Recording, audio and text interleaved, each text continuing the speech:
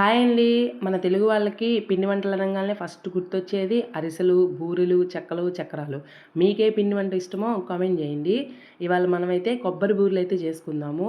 చేస్తున్నది వంటలక్క స్వాతి అక్క. ఈ బూరెలకి రేషన్ బియ్యం అయితేనే బావుంటాయి. అది కూడా కంపల్సరీ 2 డేస్ అయితే బాగా నానాలి. అప్పుడే మనకు అరిసెలైనా, బూరెలైనా పర్ఫెక్ట్‌గా వస్తాయి. అది కూడా ఉదయం, మధ్యాహ్నం, సాయంత్రం 3 పూటలా మంచిగా కడుక్కోవాలి. అలాగే బియ్యం అనేవి డైరెక్ట్‌గా ట్యాప్ కింద పెట్టకుండా ఇలా చిన్న గిన్నెతో వాటర్ పోసుకుంటూ కడుక్కోవాలి. లేదంటే బియ్యం అనేవి విరిగిపోతాయి. అలాగే వాష్ చేసుకున్న ఈ బియ్యాన్నయితే మరబట్టిచ్చేసుకుందాం. తడి బియ్యం మరబట్టిచ్చాక పిండి చూడండి ఎంత సాఫ్ట్‌గా, మెత్తగా అయితే ఉందో. అలాగే కొబ్బరి గూడా రెడీ చేసుకొని పెట్టుకుందాం. కొబ్బరి తురుముకోవచ్చు లేదా మిక్సీ వేసుకోవచ్చు. అందులోని కొంచెం యాలకులు వేసుకొని మిక్సీ యేసుకొని రెడీగా పెట్టుకుందాం. నెక్స్ట్ వచ్చేసి బెల్లం. బెల్లాన్ని పగలగొట్టేసుకొని ఒక గ్లాస్ వాటర్ అయితే పోసేసుకొని ఒక హాఫ్ అన్ అవర్ నానబెట్టుకుందాము. ఇక నానిన బెల్లాన్ని పొయ్యి మీద పెట్టేసుకొని ఇలా తిప్పుకుంటూ ఉండాలి. బెల్లం పాకం అనేది ఇందులో ఫస్ట్ స్టెప్. ఈ పాకం పర్ఫెక్ట్‌గా ఉంటేనే మనకి బూరెలనేవి చాలా పర్ఫెక్ట్‌గా, టేస్ట్‌గా అయితే వస్తాయి. ఈ పాకం వచ్చిందా లేదా అనేది మనం టెస్ట్ చేసుకుంటూ ఉండాలి. ఇలా జరంసిరేట్ ప్లేట్ మాత్రమే తీసుకోవాలి. స్టీల్ ప్లేట్ అయితే అంటుకుపోతుంది.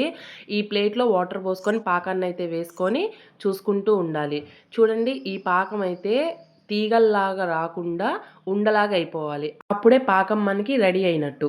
ఈ పాకంలోనే కొంచెం నెయ్యి వేసుకుంటే మనం బియ్యపిండి వేసినప్పుడు మనకి కొంచెం సాఫ్ట్‌గా అయితే తిరుగుతుంది.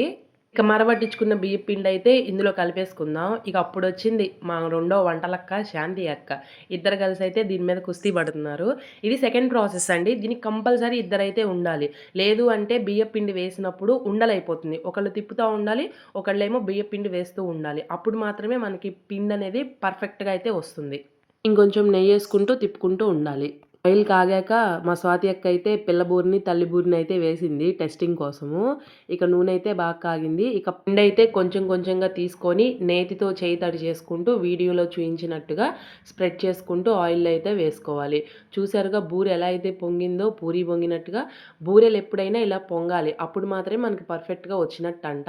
ఇక అలా పొంగిన బూరెలన్నీ తీసుకొని ఒక హోల్స్ ఉన్న గిన్నెలో అయితే వేసుకోవాలి. అలా వేసుకోవటం వల్ల ఏంటంటే ఆయిల్ అనేది మొత్తం కిందకి పోతుంది. స్వాతి అక్క ఈ బూరెలనేవి వాళ్ళ రిలేటివ్స్ కోసమైతే చేస్తుంది. నాకైతే చేతకావు.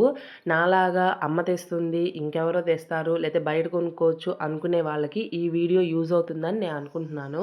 అలాగే స్వాతి అక్క పిండి వంటలు బాగా చేస్తుంది. వీలైనంత వరకు తను చేసిన వంటలు షేర్ చేయడానికి ట్రై చేస్తాను. మాకు బూరెలైతే చాలా బాగా వచ్చేసాయి. అంతే టేస్ట్‌గా కూడా అయితే ఉన్నాయి. ఇక ఈ బూరెలన్నీ ఒక పేపర్ ఏసేసుకొని వాటి మీద అయితే ఇలా పెట్టేసుకోవాలి. ఇంకొంచెం ఆయిల్ ఏదన్నా ఉంటే మొత్తం పేపర్‌కి స్ప్రెడ్ అవుతుంది. వీడియో నచ్చితే లైక్ చేయండి, సబ్స్క్రైబ్ చేయండి. Thank you.